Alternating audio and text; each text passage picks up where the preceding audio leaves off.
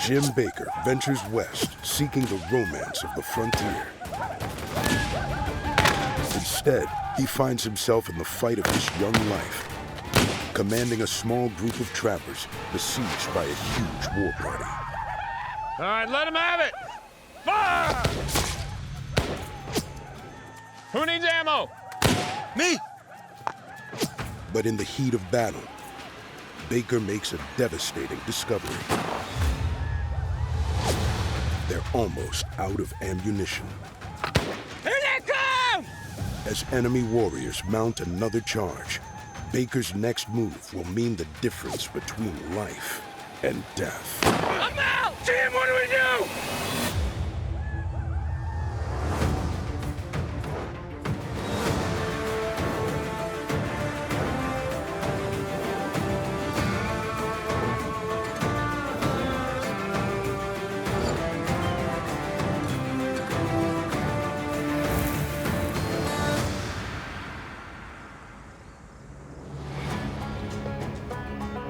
Jim Baker, often called the Forgotten Mountain Man, is one of the last great heroes of the Western frontier. He isn't as famous as Jim Bridger, Kit Carson, but still, he is one of the most important of the mountain men in the last waning days of the fur trade. In his lifetime, Baker was routinely described in superlatives. He was brave. He had nerves of steel. He was calm and cool under pressure. He was a crack shot, maybe the greatest shot in the West. Like most mountain men, when Baker goes west, he's a total greenhorn. He's never really been tested, he's never really been challenged, but he's gonna find himself in that position really quickly. He's gonna be in a place where he has to make decisions that have life or death consequences, and he's gonna find out what he's really made of in the end.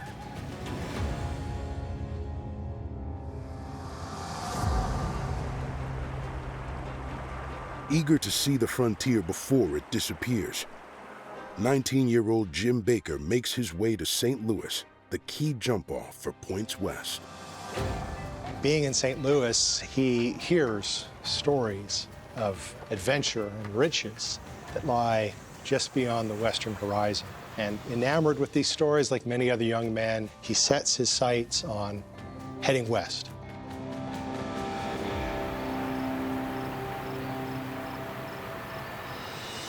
Looking for work, Baker seeks out the legendary trapper and explorer, Jim Bridger. You got a gun chock full of mud. You can't shoot straight. When you talk about a person who has been everywhere and done everything in the West, Jim Bridger is easily the first person that comes to mind. By the late 1830s, he's probably as well known as any living mountain man at that point. I asked him, what are you gonna do if Indians charge the camp right now? He says, Mr. Bridger! Mr. Bridger? Oh, Mr. Bridger! I hear you're looking for men. you're right, young fella. Now just let me finish this yarn. So like I was saying, rifle chock full of mud. You can't shoot straight. I said, what happens if Indians run into the campsite right now? I'm good with a rifle. Real good. I can handle myself in the wild, and I'm here to join your brigade. That is, if you have me. Sir. Jim Baker's kind of a conspicuous figure. He's kind of this big country boy. He's got red hair. He sort of stands out. And people recognize maybe something in this young man. What's your name? Jim Baker. Pleased to make your acquaintance, Jim Baker. Now, let me finish this yarn, and I'll give you the lowdown on joining the brigade.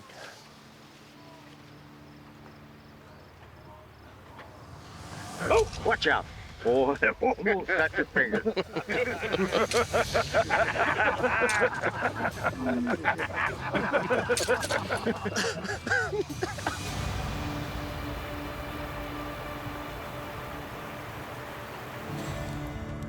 Bridger offers Baker an 18-month contract.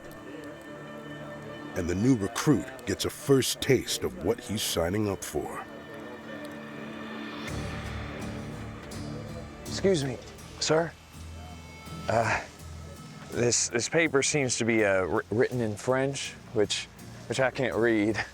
Can you tell me what's this says so I know what I'm signing?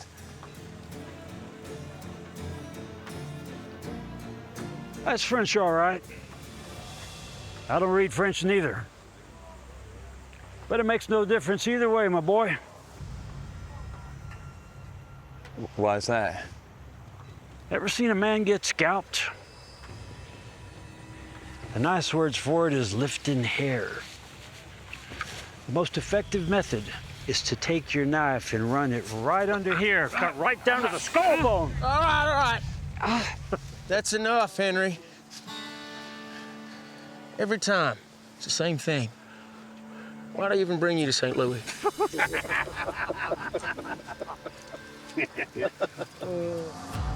Henry Fraeb is Jim Bridger's close friend and business partner. They came up together in the fur trade. They were both among the 100 first enterprising men in Ashley's expedition during the boom years of the fur trade. Don't listen to my partner here. Paper says that you worked for me for 18 months. Now, pay's not great. You give me everything you hunt, everything you trap, and I try my best to make sure you keep your scalp. Sound fair? Let's get your mark. For a lot of these men, death was ever present in the West. You know, we talked today about taking it one day at a time, but for them, that was just survival 101. You weren't guaranteed a tomorrow in the mountains. All right. Looks like we have got a new recruit.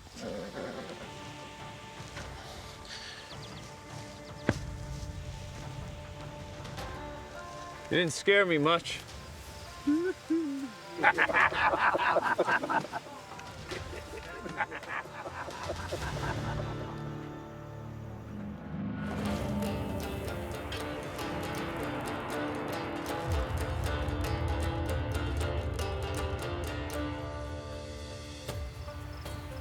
For Jim Baker, the next 18 months are an education in every aspect of frontier life. Baker probably couldn't have had a better mentor than Jim Bridger. He's an experienced trapper, an experienced hunter. He's had all manner of encounters and experiences with native people and adventures. By summer, Bridger's party reaches the Laramie Plains, a traditional hunting ground of the Plains Indians.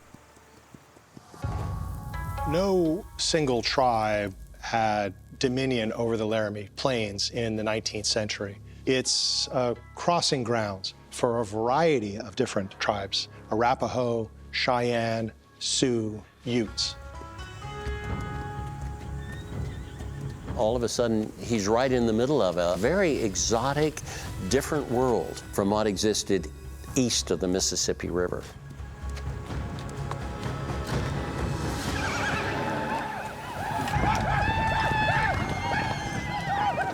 In no time, Baker comes face to face with the Sioux war party. And so, hey kids, you wanted adventure? Well, you found it. Whoa! Even though the trappers aren't on Sioux land, the warriors consider them trespassers.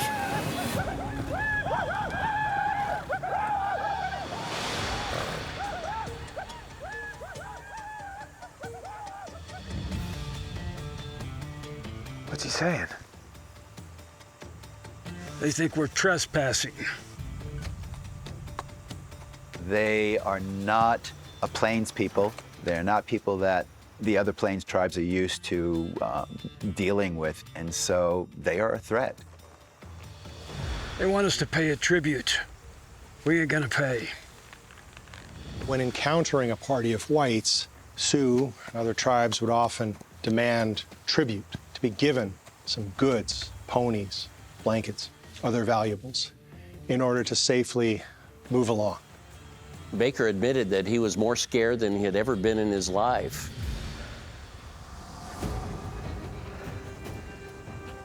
Friend, greetings. Bridger hopes to defuse the situation. But Jim Baker's first experience in the West may turn out to be his last.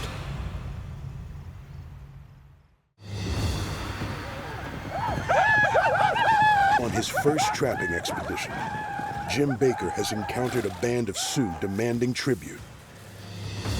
Friend, greetings.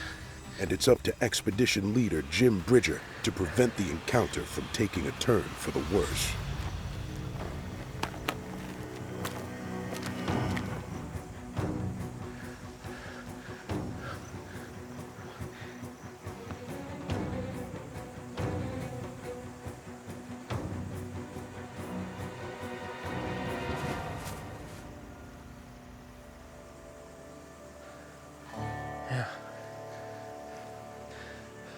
Baker! Yeah? Bring up those pelts from this morning. The greenhorn Baker couldn't be more impressed with Bridger's skill at talking his way out of serious trouble. Bridger teaches him that you don't just pull out the weapons and start firing, you sit down and parley with him. These people are people we need to know and trust and get along with.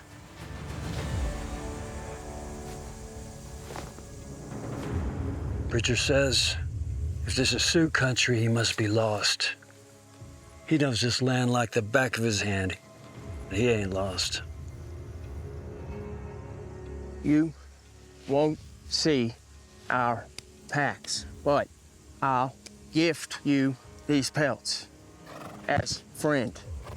Bridger had a real gift for asserting himself forcefully, but remaining friendly with most of the native peoples he encountered. With native peoples, to grovel, to show weakness was a definite disadvantage, and Bridger knew that. Bridger diffuses the situation, and Baker learns a valuable lesson in the ways of the frontier. If Bridger had been a different sort of frontiersman, if he had been really confrontational, it would have been very easy for this encounter to quickly devolve into a fight, probably one that they would lose. But a little bit of frontier prairie diplomacy goes a long way. Fact is, we're not in Sioux country. They know that. Now they know that I know that. So the pelts are a gift, not tribute, see? It's a way to show respect. Same time they come to understand you're not a pushover. It becomes apparent to Baker, as it had to all the mountain men, that if you're going to survive in the West, that boldness is of the essence. I want to test you. See what you got in here. You don't show fear, even if there's reason to be afraid. They want to see if you're as strong as they are. You let them know you are. Simple as that.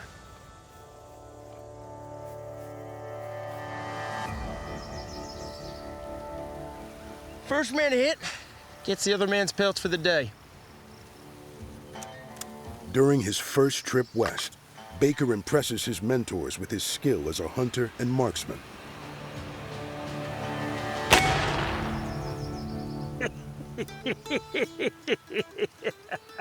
Where'd you learn to shoot? Beginner's luck. In just a few months, Jim Bridger comes to recognize Baker as a reliable frontiersman. When his contract with Bridger ends, Jim Baker returns to his home state of Illinois, tougher and wiser.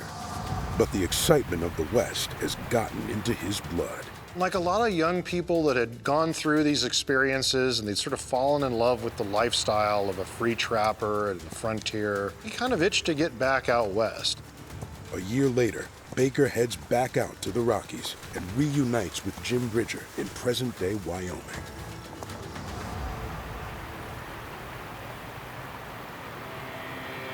He just kept running at me.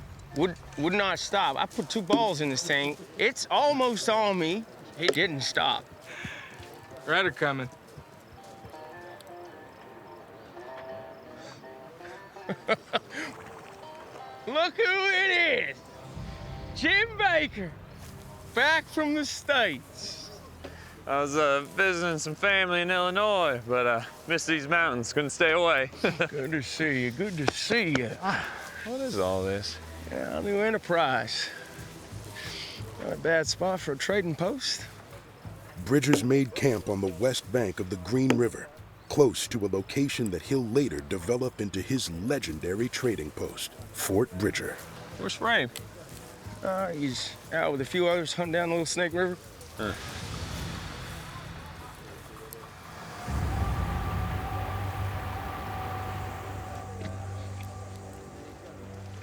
a fine-looking horse.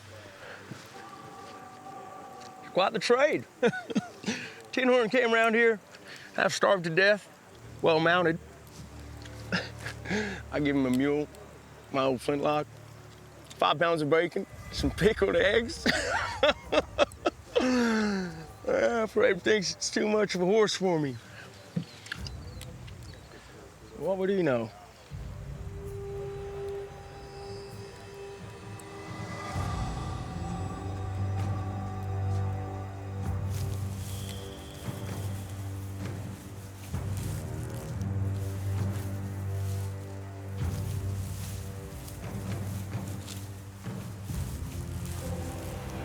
You stop right there.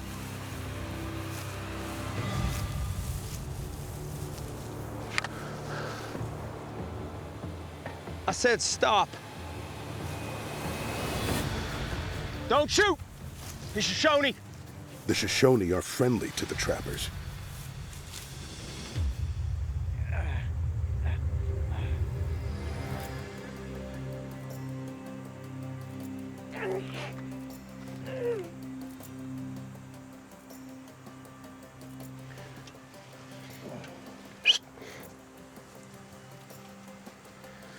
Get that ball out of him.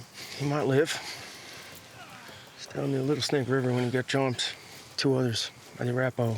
Said there was Sioux down there and Cheyenne. With enemy tribes banding together to target trappers and their Shoshone allies, Bridger worries that his partner, Henry Fraeb, is in their path. You saddle up the horses. You go down Little Snake, you find Henry. There's trouble coming. I don't like him being out there this long. Bridger knows Fraeb can take care of himself, but when he gets word that there could be dozens or more native warriors from multiple bands descending on Fraeb's camp, he has to get that warning out. And he really trusts Baker to deliver that message. What if he won't come? You tell him that I said to come running. You hear? Saddle up.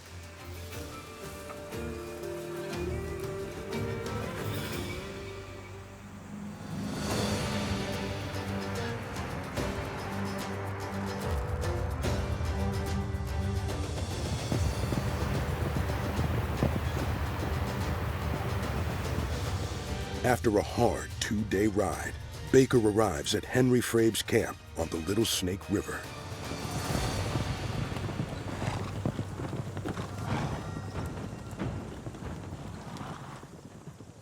Jim Baker, still got your scalp. Where in the world you come from? Bridger sent us. Word is Sioux, Cheyenne, and Arapaho banded together. They're on the warpath. They raided us once already. I expect we'll see them again. Bridger says you need to come back. He says that? Well, he's my partner, not my boss. To Baker's surprise, Fraeb is already well aware of the looming threat, and he's not inclined to let himself be pushed around. Winter will be on before too long. We gotta store up. Trapping's good here. We've seen buffalo to the north. I ain't run from a fight before. I don't plan to start now because a few Arapaho is on the prowl. We'll dig in and stay till our work is done. If they come, we'll be ready. Among Fraeb's men are some Shoshone. By partnering with the trappers, they've made themselves targets as well. Like Fraeb, they won't be intimidated, but they know that a fight is coming. Fraeb has no choice but to sort of dig in and prepare for a battle. So he moves his trappers and his Shoshone into an area that they can more easily defend. A couple more to fill this gap, and I think we got it. They start piling whatever they can find, packs, supplies, down trees, to try and make some kind of a defensive position.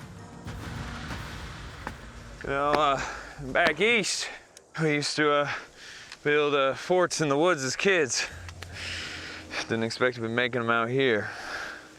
A fort like this has saved my life on more than one occasion. Is that right? Now, if they attack, they have to come through there, between the river and them trees. And we'll be waiting right here. The war party will likely attack at greater numbers than any of these trappers have seen before. And Jim Baker's first frontier battle will be a true trial by fire.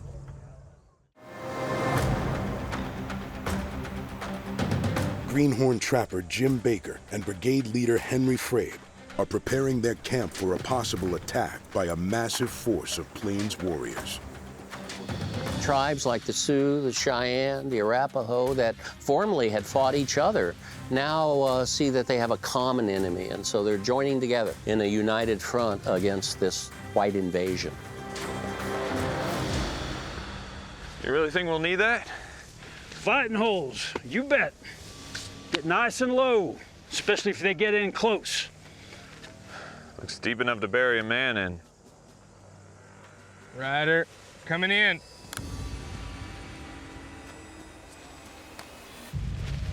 I know him. Don't much like him, but we could use another gun. Looks like you had a long ride. Arapahos and Sioux killed my partners. Took our horse herd in the bargain. Had to be 40 warriors. Had to ride for my life. And leave your friends? What would you do? How far off was this? 2 days ride along the river. He's a fool and a coward. But likely he's right about the big war party. If they're coming, we'll need extra meat in case we're forted up a while. You and Billy, see if you can spot that buffalo herd, or at least get a couple of deer. Jim, you be careful now. Keep your eyes peeled. If that fella's right, they're likely to be close.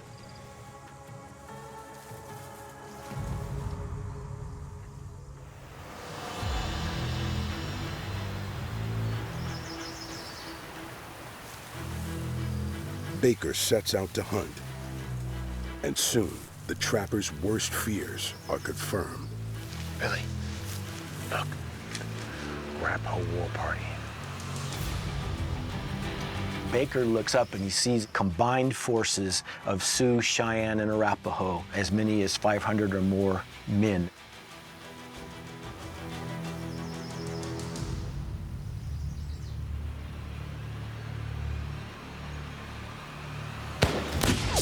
Scouts! Come on, Billy, mount up! When Baker sees the sheer size of the force coming at him, he realizes that now this is the time for action. Baker needs to sound the alarm about the coming danger, or the entire brigade could be wiped out.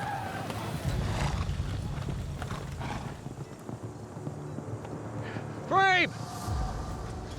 Indians are coming! Indians coming! All right, steady, boys. How many were there, Jim? Baker, how many? More than I've ever seen.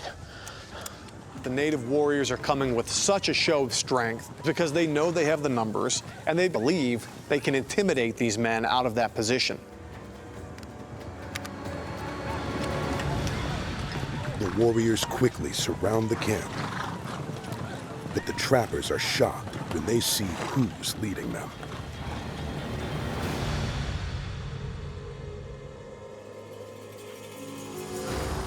Well, I'll be.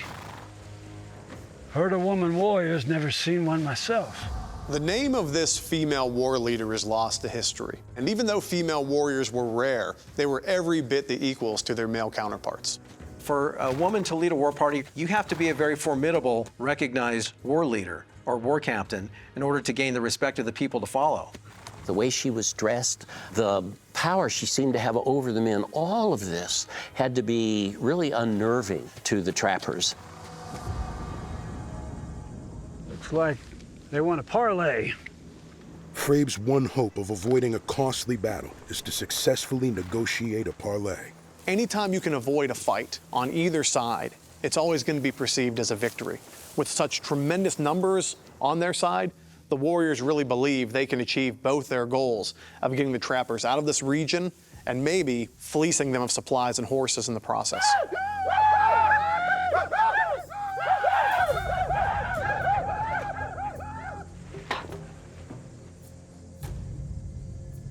Not looking for a fight.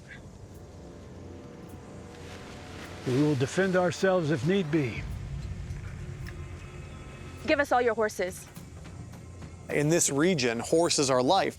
If the trappers were to give up their horses, it virtually guaranteed their demise. Well, Fraeb's too smart for that. Take our horses, we're as good as dead. If you refuse, we fight, and you all die! Then we fight. The parley has failed, and Fraeb's men have no choice but to prepare for battle.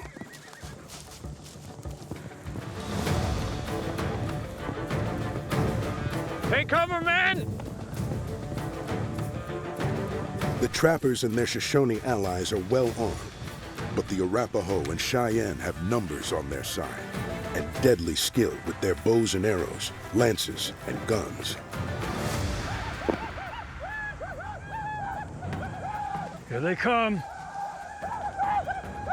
The native war party, they see an adversary who has an advantage, and they want the trappers to start shooting. They're trying to provoke a frenzied emotional response, to expend all of their ammunition and leave themselves vulnerable to attack. Let them get in close. Baker says they got to within 10 or 15 paces of us. That's pretty darn close. Though they are outnumbered, Henry Fraeb has a strategy to even the odds for his small party of trappers. Remember what I told you? Don't shoot until you got a clear shot. We all don't fire at once. Now, fire! The natives are determined to simply overwhelm the trappers in one rush, but Fraeb's smart. He alternates fire, and so the men are firing while others are reloading. You don't have as much firepower, but still you've got a constant stream of firepower. But in the chaos of the first charge, the unthinkable happens.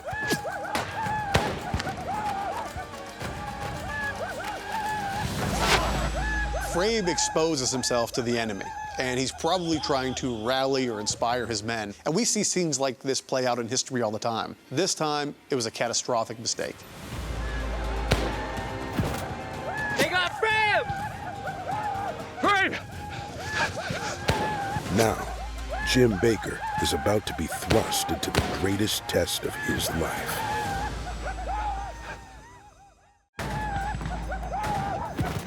Fraeb! In a pitched battle with a massive force of Plains warriors, Jim Baker's brigade leader, Henry Fraeb, is killed. Fraeb's death throws the trappers into panic. This small, imperiled party of men is suddenly without its leader. What you have is a group of very young trappers that consider themselves leaderless. And when you're leaderless on the frontier, you're dead.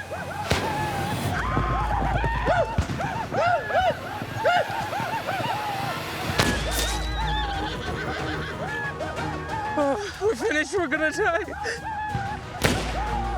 Baker, they're all around us. In the moment, fear and panic begins to set in amongst the men. There's suddenly a vacuum of leadership, and into that vacuum steps the most unlikely leader of all, Baker himself. Hey, you want to live, huh? You need to fight. We'll get him back for old Fraeb, all right? You need this. Use it. Are they still out there? They're behind the trees. They're close.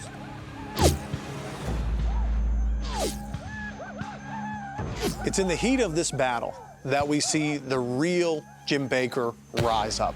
There's no leader, there's chaos, there's panic all around them. But he remembers he had some of the best teachers in the game, and he stands up and he takes it upon himself to save his men. Everyone reload! They're gonna make another charge!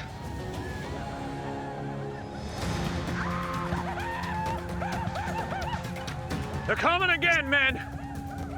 Let them get close! Remember what old Fraeb told us. Don't show no fear. Make every bullet count. Fire on my order. Ready? Fire! This kid takes charge of the situation and immediately starts giving orders. He immediately starts having some men load while others are firing. Following Fraeb's lead, Baker keeps a constant stream of fire going.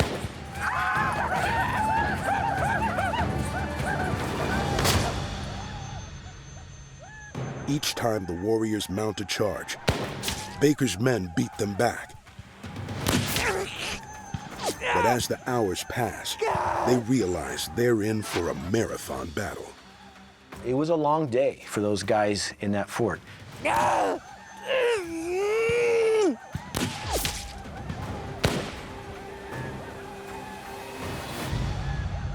I've had enough. I ain't staying. Shut up and keep your head down. Well, I ain't taking orders from no pup. Hey! Hey! Hey! One more word, and I'll knock your teeth in. Stay there. Jim? I think she wants to talk. In a break between attacks, the leader of the war party makes an overture of peace.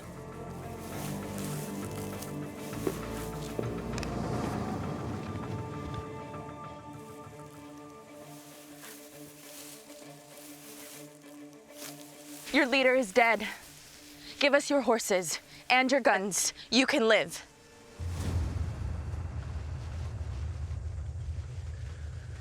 We need our horses and our guns.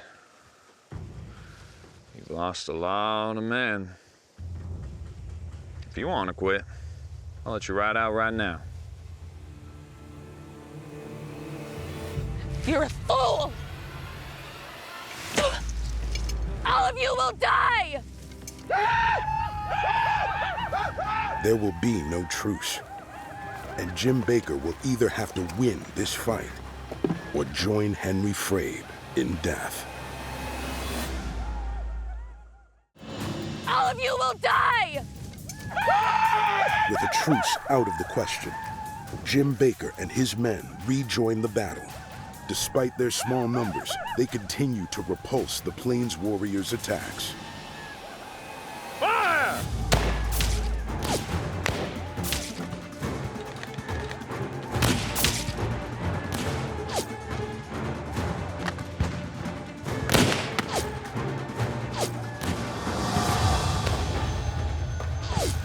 Wave after wave of Cheyenne and Sioux and Arapaho come at the trappers, and they really take some very serious casualties.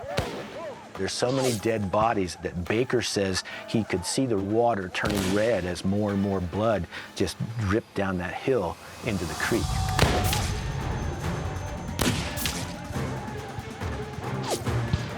Let him have it!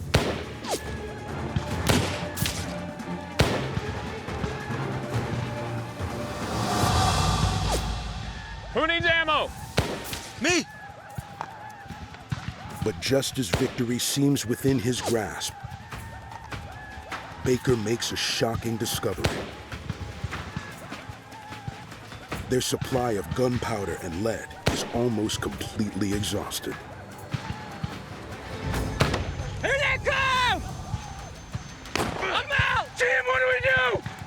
Baker's leadership has kept the men alive so far, but now he may be leading them to their death, and he has no idea what to do next. Jim! Jim!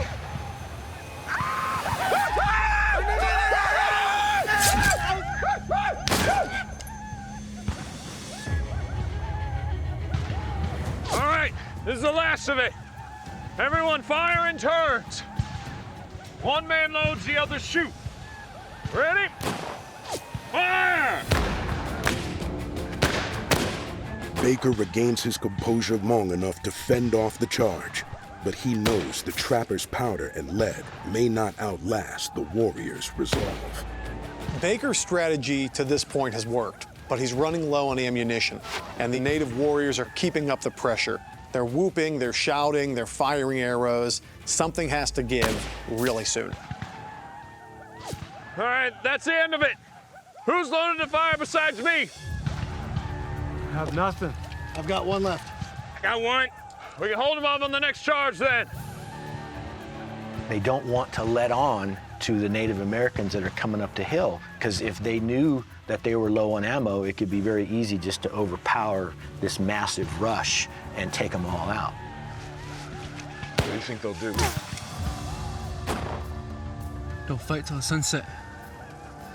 In the morning, they'll finish what they started. The trappers are realizing that the curtain's coming down on their brave last stand. If they don't figure out something quick, either a way to keep fighting or a way to get out of there, they'll likely never see the next morning. Fire!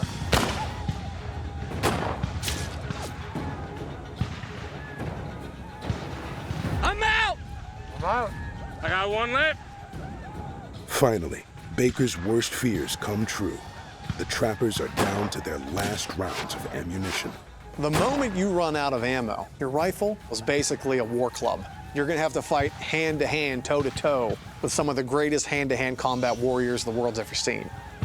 Baker and his men brace for the next charge, knowing that it could finish them off for good.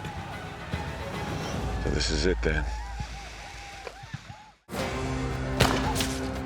After hours of battle against a massive force of warriors, I'm out! Jim Baker and his trappers have run out of ammunition. So this is it then. And they steel themselves for a desperate final stand. Jim! Look. But the warriors don't charge. Instead, the war party's leader approaches. What are you doing? If Baker is killed, there will be no hope for the rest of the small band of trappers.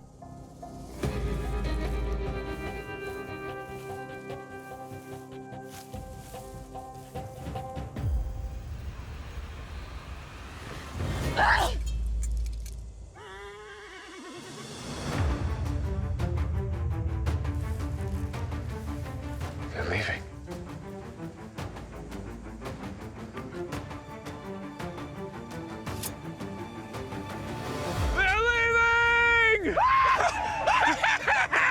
Instead of mounting another charge, the Arapaho and other warriors choose to walk away from the battle. It was not unusual for 1 or 2 deaths to be enough for a war party to say, we've had enough. And here you have a lot of deaths.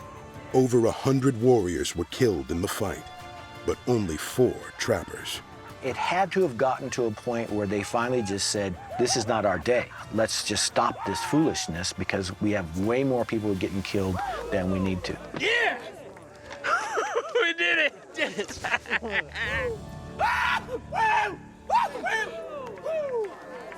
In his first command of a battle against overwhelming numbers, Jim Baker emerges victorious. This is the moment where Baker emerges as the leader among men. This is the point in his career where he becomes the Baker of legend.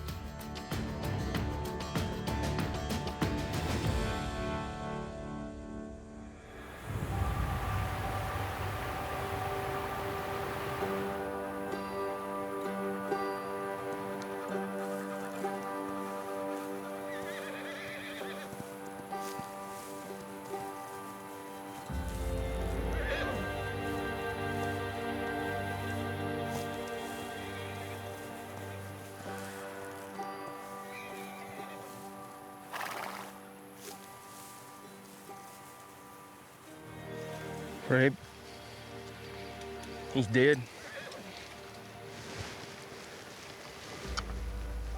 Buried him right near our fort.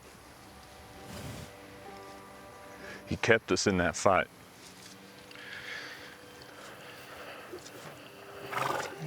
looks of it. You kept us in that fight. I made some greenhorn mistakes. Jim.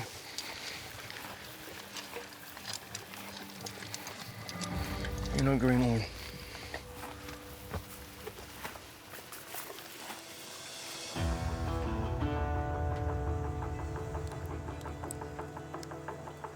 Two weeks later, Baker heads out on a new adventure, a trapping expedition into the southwestern Rockies. You really leaving? I need to see some new country, Billy.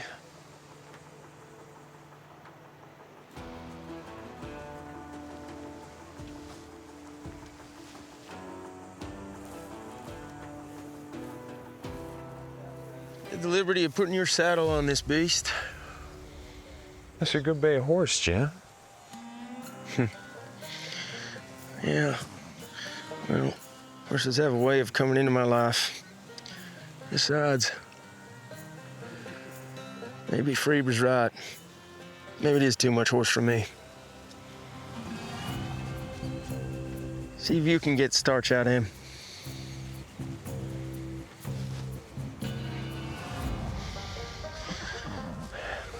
You know, I really do love these mountains.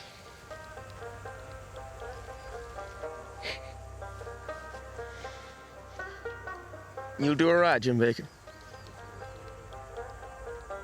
In 2 short years, Jim Baker has grown into a seasoned mountain man. And now his future in the West is wide open. Come on.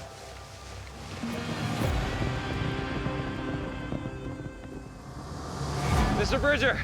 Jim Baker is so young when he first comes to the mountains, and he really was an important character in the early settlement of the American West as a trailblazer, an Army scout, and as an early pioneer. His most impressive attribute was his leadership, and he is looked up to and respected. He built the first permanent residence in the state of Wyoming, and he moves America forward. He became involved in the 1859 gold rush in Colorado and would become one of the founding fathers of the state. Some people are just meant to be there, and Jim Baker is one of those people.